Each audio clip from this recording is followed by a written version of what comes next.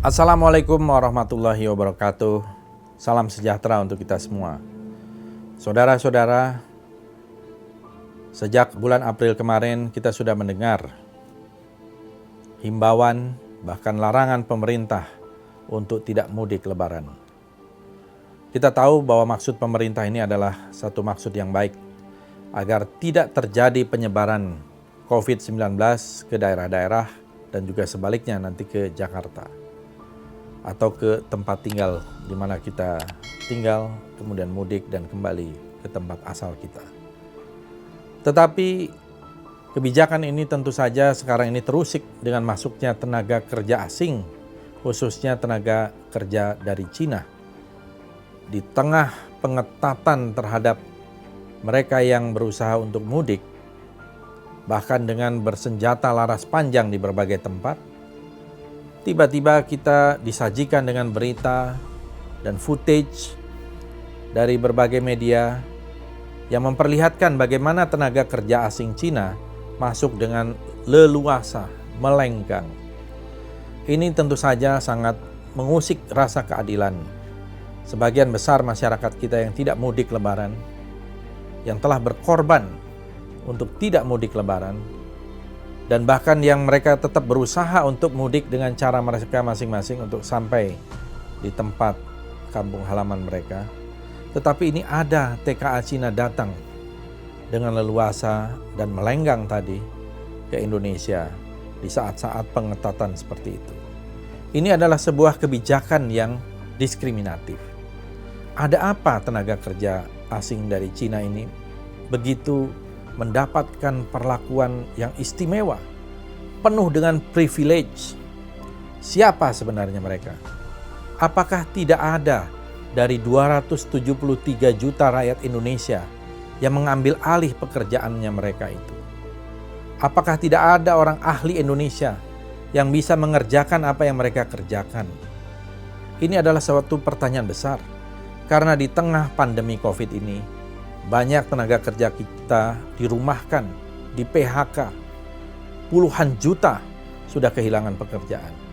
Tapi kenapa ada tenaga kerja asing dari Cina, mereka bisa bekerja dengan leluasa dan bahkan konon gajinya jauh lebih tinggi dari kita? Kita harus mengevaluasi ini, dan mudah sebenarnya bagi pemerintah untuk melakukan ini. Hanya dengan selembar kertas sebenarnya tidak akan ada lagi tenaga kerja asing Cina masuk di saat-saat seperti sekarang. Kan bisa ditunda untuk beberapa minggu ke depan atau beberapa bulan ke depan. Atau juga bisa digunakan tenaga kerja kita, tenaga kerja Indonesia yang memang membutuhkan pekerjaan untuk bekerja di sektor itu. Kita memang membutuhkan investasi. Tetapi investasi itu harus yang menguntungkan semua pihak. Win-win solution bagi semua pihak. Jangan sampai tenaga kerja yang dikirim untuk investasi itu adalah tenaga kerja yang bukan ahli, bukan skilled workers, tapi seolah-olah itu adalah skilled workers. Beberapa waktu lalu kita disajikan bahkan tukang gali tanah pun berasal dari tenaga kerja asing dari Cina. Tukang masak pun ada yang didatangkan konon dari Cina. Jadi ini sangat mengganggu rasa keadilan masyarakat, padahal masyarakat membutuhkan pekerjaan. Investasi harus kita welcome dengan baik, tetapi investasi itu harus membawa dampak bagi penyerapan lapangan kerja, harus membawa dampak bagi penyerapan misalnya terkait infrastruktur, semen Indonesia, besi-besi baja dari Indonesia, dan juga tenaga sektor konstruksi misalnya. Jadi saudara-saudara, inilah yang harus kita sadari kenyataan ini, dan kepada pemerintah terutama, belum terlambat untuk menyetop ini. Ya, sebaiknya gunakanlah tenaga kerja kita, banyak tenaga kerja kita yang sangat ahli, buruh-buruh kita juga sangat ahli dan membutuhkan pekerjaan. Sementara tenaga kerja Cina yang memang tidak ada di antara 273 juta rakyat Indonesia mampu melakukan itu, dipersilahkan tenaga kerja yang ahli, yang skilled workers, ya mereka yang memang mempunyai keahlian khusus.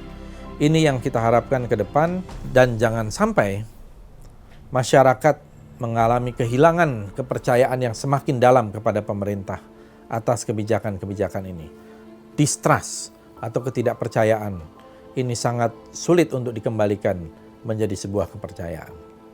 Saya kira itu yang menjadi concern dari masyarakat. Kita harapkan stop tenaga kerja asing dari Cina yang masuk di saat kita sedang melakukan ibadah di bulan suci Ramadan, di akhir bulan suci Ramadan, dan mereka yang telah berkorban untuk tidak mudik. Agar ada rasa keadilan itu di masyarakat kita.